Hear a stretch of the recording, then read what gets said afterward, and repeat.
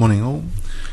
In the 1931 Olympiad, which was Mir Sultan Khan's best Olympiad, on board one for England he played actually Alexander Alekhine, who was playing for France at that time in 1931. Let's have a look at this game. Quite an interesting encounter. Knight f3 was played by Alexander, and we see knight f6 and now c4, and now e6 by Mir Sultan Khan. So it could go many ways, this position. After d4 we have Queen's Indian territory. b6 is played and white plays g3. Looks like a very modern position.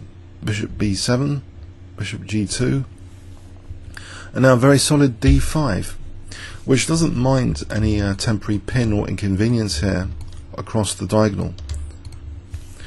Bear in mind that Mir Sultan Khan, having been used to a different version of chess, wouldn't have been up on the latest opening theory, but this type of position is not so sharp as what you usually get in general from an e4 opening.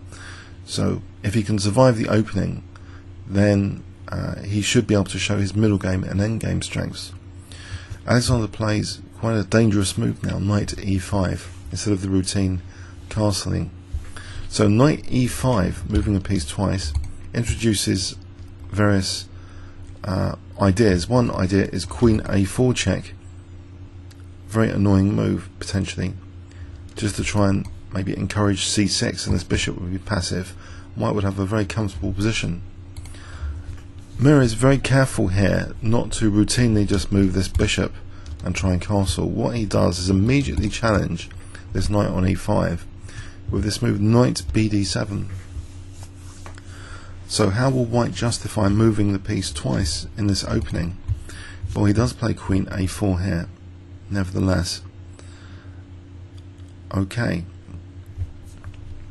So c6 might be an issue at some point as well. This next move by Mir Sultan Khan seems quite logical. The knight, which is usually on f3, has neglected d4 control a little bit, and black now again is not moving this bishop. He's not tempted to do that. He attacks directly the center, the d4 square in particular, with the move c5. Okay, and now we see c takes d5, knight takes d5. So knight takes d5 is threatening potentially knight c3, attacking the queen and attacking the bishop.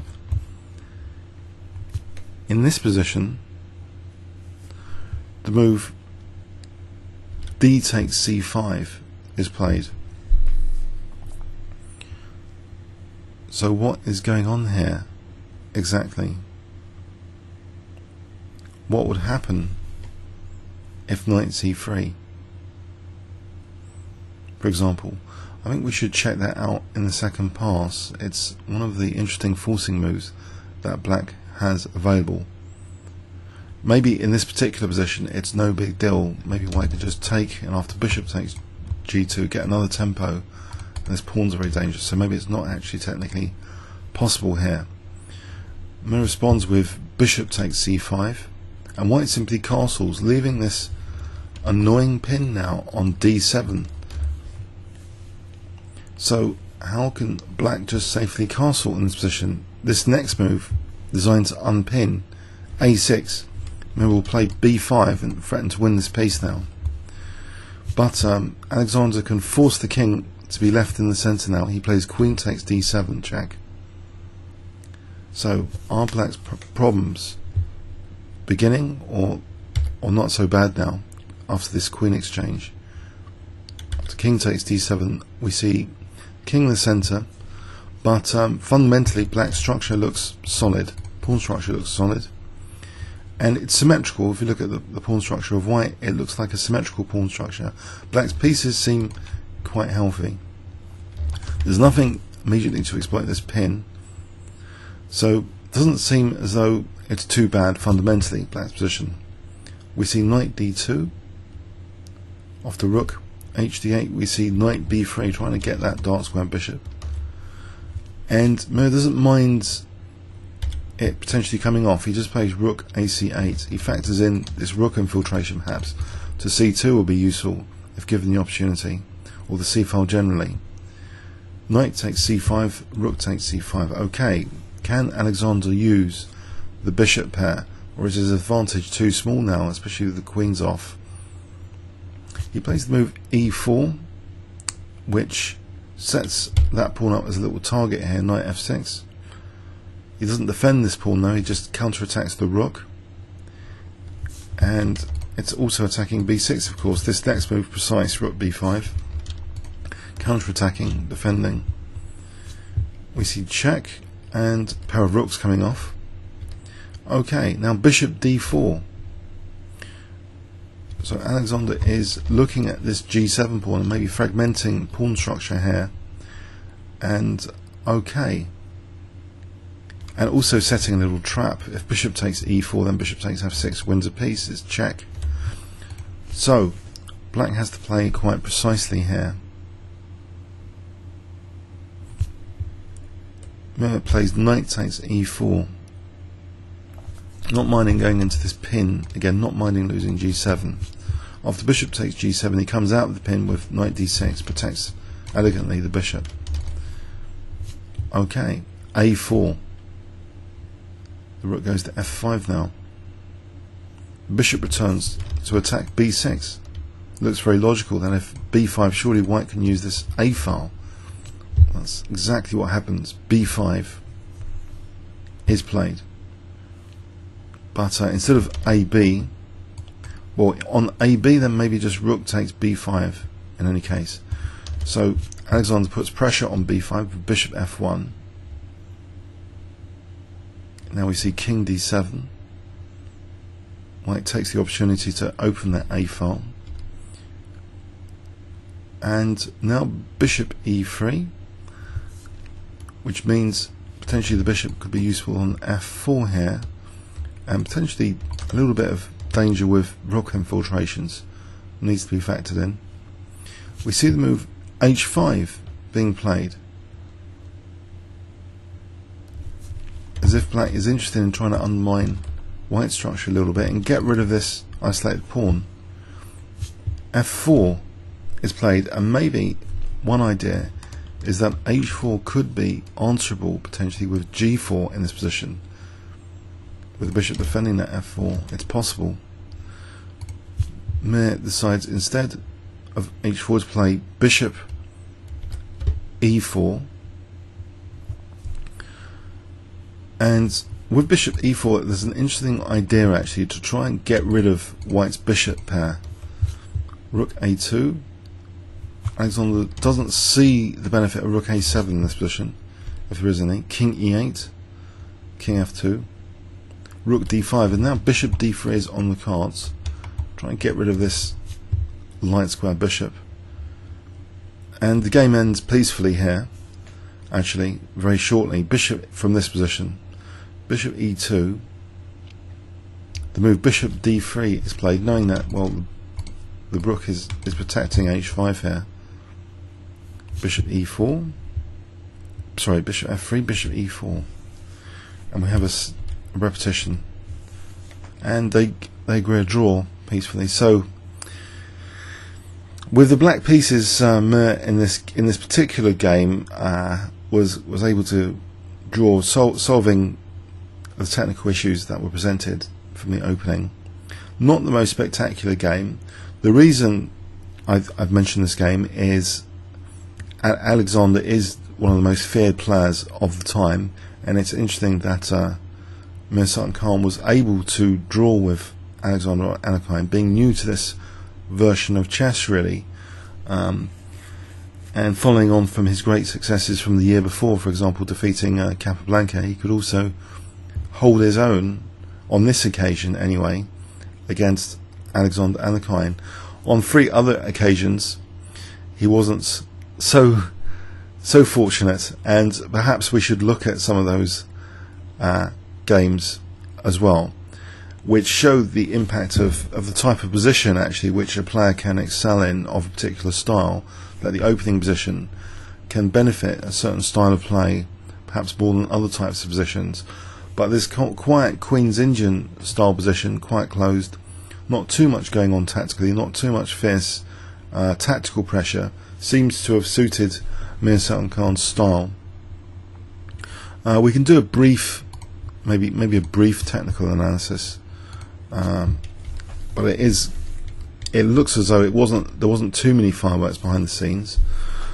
But say a routine move was played here, say bishop d6. Okay, white actually might not be threatening queen a4 here.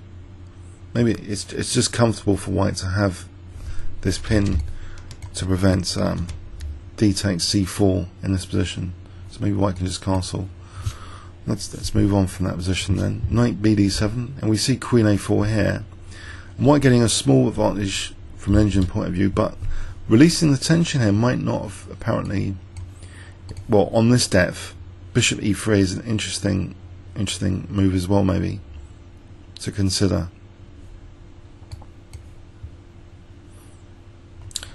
Okay, but the intention is clear to leave the black king in the center. So after castles a6, the threat is now b5. So white has to do something about that. Anything else, it's not going to be a nice position, really.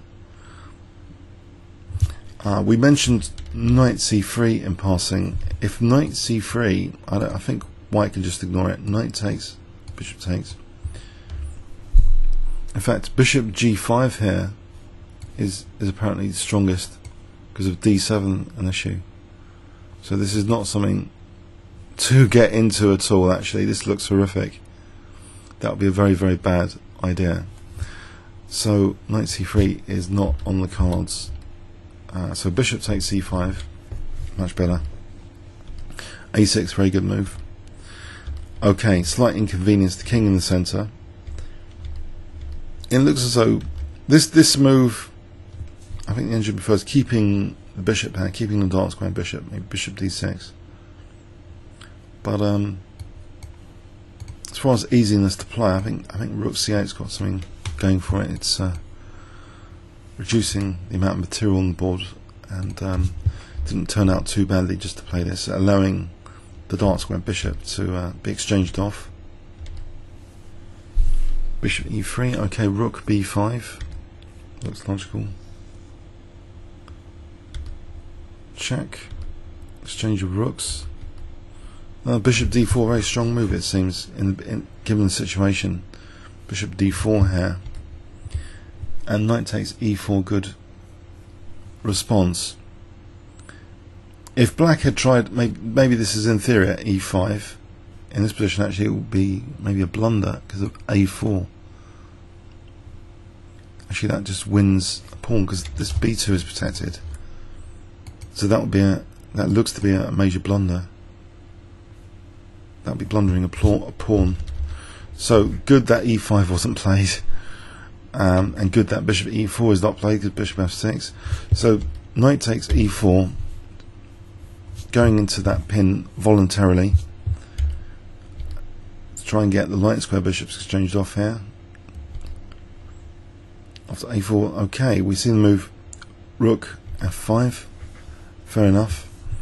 Another alternative was rook b3 maybe. b5, white's only got a slight edge, only about half pawn advantage on this depth. That bishop pair maybe gives white a slight advantage in this a-file pressure. But okay, in this position we saw the move f4. Now is it really the case? h4, g4, I guess. g4, and that should be okay for white. But black plays bishop e4. So positional idea, just try and get rid of light square bishops, and that should be even more easy to try and draw this. So rook d5. You might wonder, well, what about these checks? I don't really think they do anything here. What can white do with the checks? If white tried a check here, I think this sort of excursion is, well, with the H pawn defended, we can actually come and defend it like this anyway. So this is not a problem, this H pawn. So perhaps this A file isn't that effective at the moment. And so the game ended peacefully here.